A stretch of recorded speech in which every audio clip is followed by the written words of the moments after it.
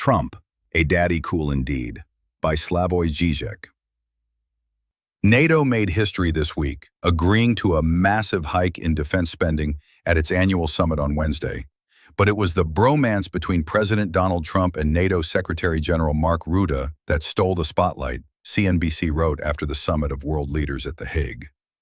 As Trump compared the Middle Eastern adversaries to two kids in a schoolyard who fight like hell, Rutte interjected, laughing, and then daddy has to sometimes use strong language to get them to stop. Rutte forgot to include himself, or rather some main figures of EU, in this group of naughty children who needed to be spanked by a stern but benevolent father. The European states agreed to raise their military spending to 5% of GDP only after daddy's severe reprimand. Sadly, this raise did not serve European autonomy, but put Europe more than ever under the US domination. Trump thus discovered a new role for himself on the world stage, a global daddy safeguarding peace with a mixture of awards and brutal pressure, including terrorist bombing. Trump effectively acts as a daddy prone to capricious eccentricities, not constrained by any universally recognized diplomatic rules or simply rules of common decency, mixing common wisdoms with occasional vulgarities, all of it under the sign of pragmatic realism. Yet the truly shameful person in this affair is not Trump, but all those of us like Rutte, who gladly accept this role of unruly adolescents, waiting for a severe daddy to control them, and abandon the position they should adopt, namely, that of leaders advocating a principled policy as equal partners in a dialogue. How Trump and Vance humiliated Zelensky in the notorious White House confrontation. While Trump was a daddy cool in his angry mode, rebuking Zelensky for not wanting peace, immediately after the show, Zelensky desperately submitted himself to daddy's authority and declared his love for Trump and the US.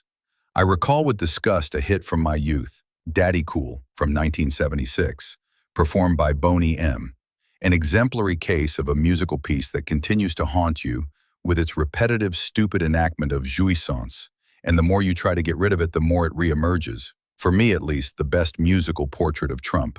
As a daddy, Trump openly prefers one child to another, threatening to turn Tehran to ashes. His economic decision can be based on subjective liking. He lowered tariffs for the UK because he likes the country. Although one has to admit that in enforcing the ceasefire between Israel and Iran, he displayed a certain versatility in allowing the opponent to save his face. Recall how Trump thanked Iran for informing the US in advance that they would bomb their military base in Qatar, allowing them to evacuate soldiers and thus prevent any deaths. Despite all his talk about Iran's unconditional surrender, he understood that, to save its face, Iran must be allowed to make one last attack, for which it will not be punished. So it is true that Trump, as he says, doesn't want to start conflicts but to end them. However, even if he succeeds in adding other triumphs to his list, there are clear limitations he will encounter in playing a capricious, global peacemaking daddy when his opponents simply reject his role of daddy cool. He now promises to bring peace to Gaza, but what can he offer to Palestinians there that would satisfy Israel? As for Ukraine, with an opponent like Putin, the only way open to Trump is to exert even more pressure on Ukraine or to withdraw from his active role. Not to mention China, towards which Trump is engaged in true economic warfare. The problem is that Trump's position as a pragmatic peacemaker, his efforts to deal with problems as if they could be resolved through realist business negotiations, is a fake. Its coordinates are determined in advance by a whole set of eminently political decisions and exclusions.